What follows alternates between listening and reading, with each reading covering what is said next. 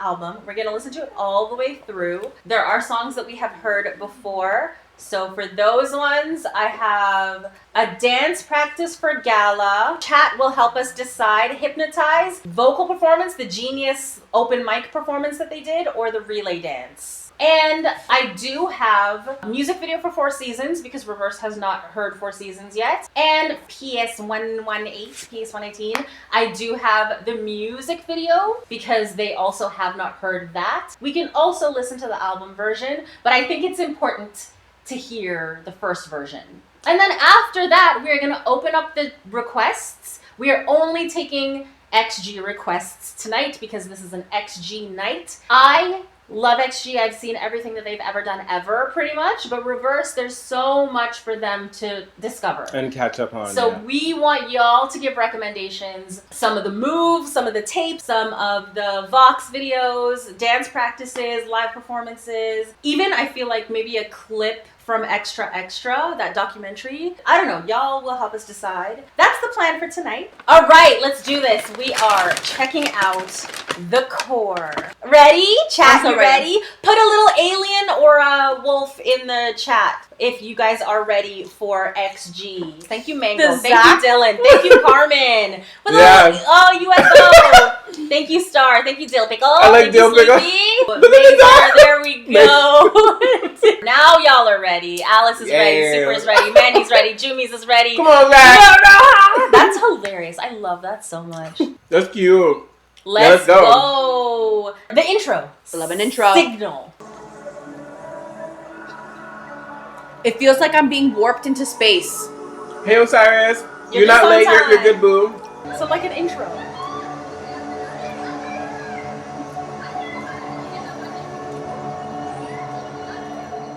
Cute. Hey.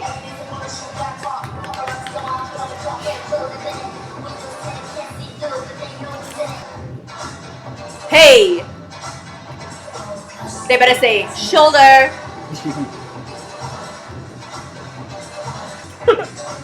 Woo.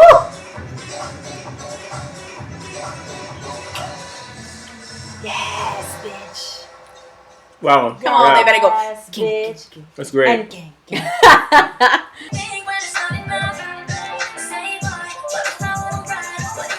This is so 2000. Yeah.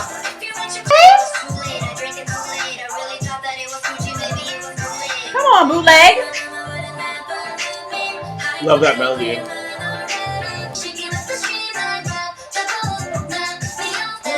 Wait. 2000s R&B influenced heavy. Every part of that. They have really good production. I wonder if it's like one producer. Come on. Chancellor? Yeah. We've seen a Chancellor song. I can't remember right now, but we reacted to Chancellor before. Okay.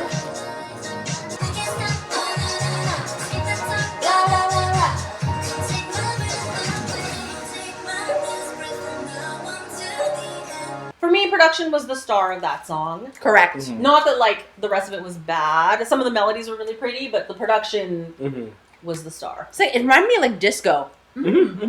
Yeah. It is.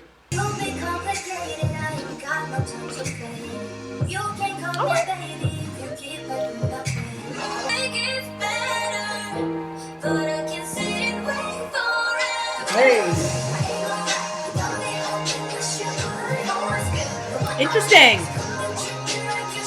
This song reminds me of something. Sierra influences, a lot of 2000s R&B influences. Kalani, yeah.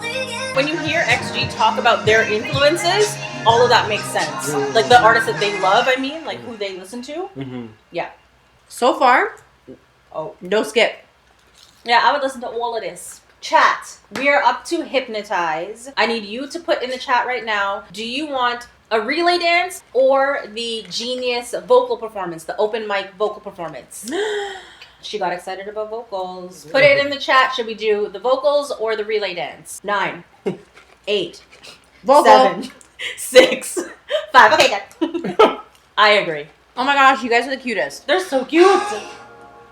You're running from what you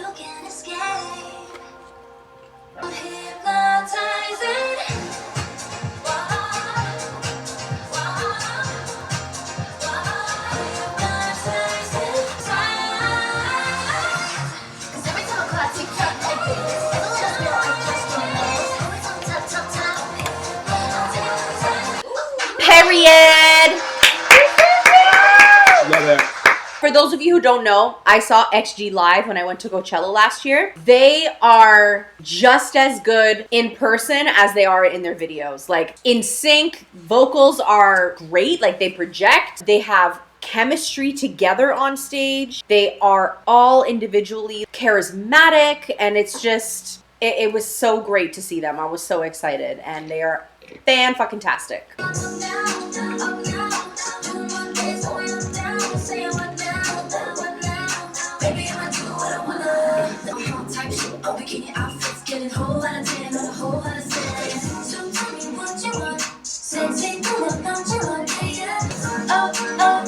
Hey, pop it.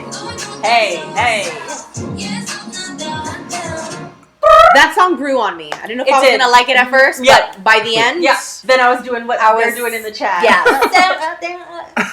Cute. Still, overall, the production is the star of Yes. every song that we've heard so far. I think I'm gonna like it. Oh.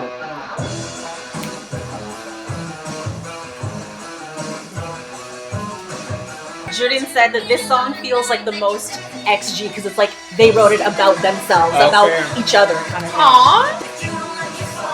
Okay.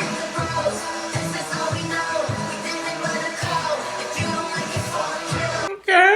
I like that. That gave me like very high school rock, nostalgic.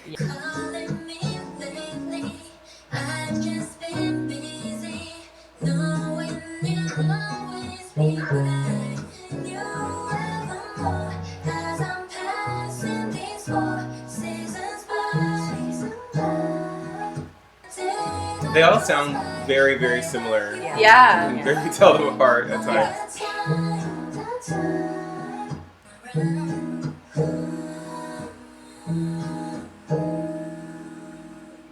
That reminded me of Destiny's Child, Emotion. Yeah. The last song on the album, the rap line, which is Harvey, Jurin, Kokona, and Maya, did this song. But the song initially first came out just a solo by Jurin with Rhapsody. So I'm like, you have to hear that version first, and then we'll listen to the one that they did with all the girls. Jurin wrote her verses. Rhapsody. Yeah, you've definitely heard her.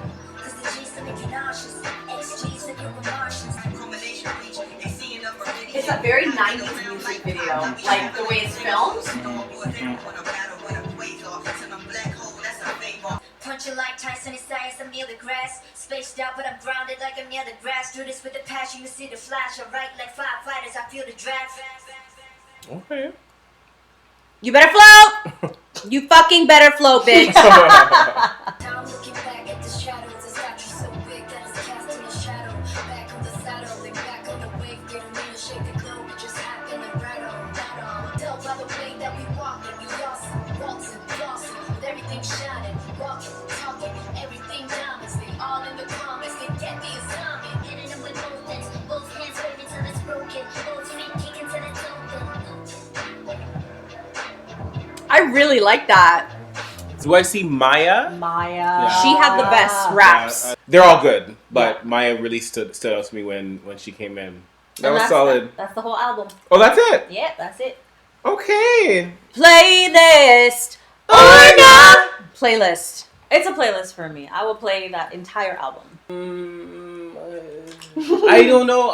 Okay. Here's what I can say. There were songs on there that I liked, but I think if I'm thinking about the album itself, there were good individual songs. There were some songs that sounded a little too similar to me. And then the last half, you have this rock song, hip hop song, ballad. Sonically, it completely flipped on its head, but it's not consistent sonic like journey. Cohesive, yeah. In the sense that the way that it was put together. So you have a lot of similarity in the beginning, and then these kind of like one-offs on the end. So I kind of was just like it was a bit turbulent for me, is what I'm trying to say. I think because I expected the way that XG is, they're so good. Like their visuals, their videos, what they produce is so high level. I really did expect a really solid, cohesive body of work. And especially with their concepts, they nail their concepts a lot. So I really did expect, and it didn't really give me that. So I hear that. Yeah. It's not an album though. Probably because I do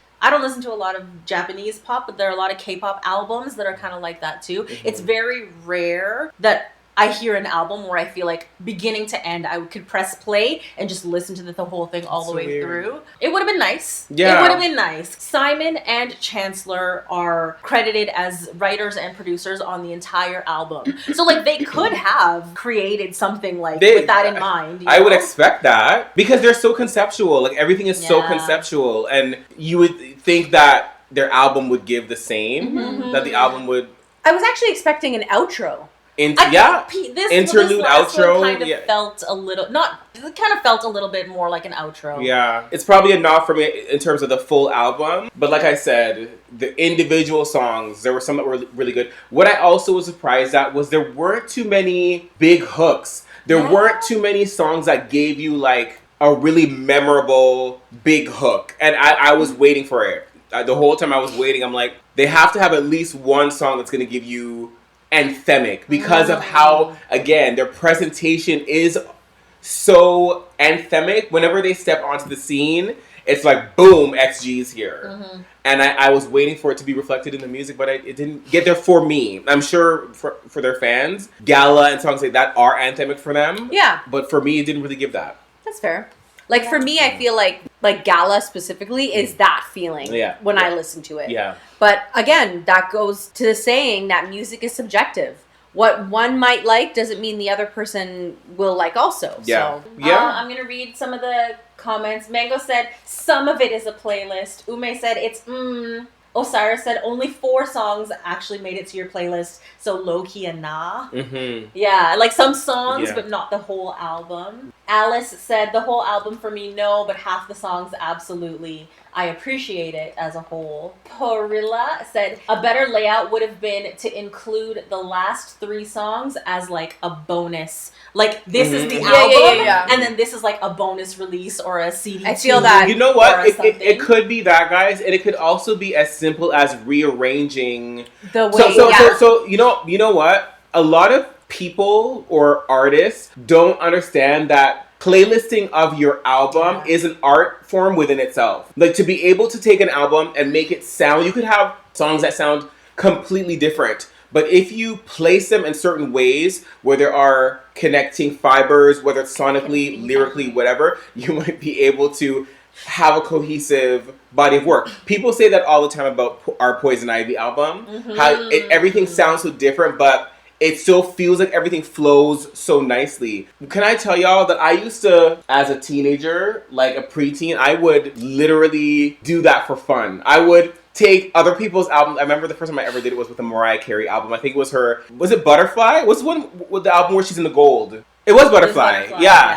In the gold. I used to take Mariah's albums and I used to rearrange them to see if I could like make it flow differently for me. And I used to do that for tons of people's albums. So it's an art form within itself. And XG's album, it could be as simple as taking some of those ending songs and replacing them with songs that were up at the beginning so that it's not the same sound sonically in the first half of the album. So you have a couple like wrenches thrown in the mix. You know what I mean? Yeah, absolutely. And it could have given you a completely different experience. Perla said, some artists don't even care anymore and they say it openly. Pink Panther said she straight up doesn't care about the order of the songs on her albums. Okay. And I'm like, there might be something to that because in 1995, if an artist put out music, they were putting out, you had to buy the album. You had to buy a CD, buy a cassette, buy a whatever. Yeah. So it mattered. But now it's streaming. Yeah. Everything just goes online and it's all there. Or like the YouTube video is just online. People are dropping singles. They're not even dropping full projects. So maybe people like actually genuinely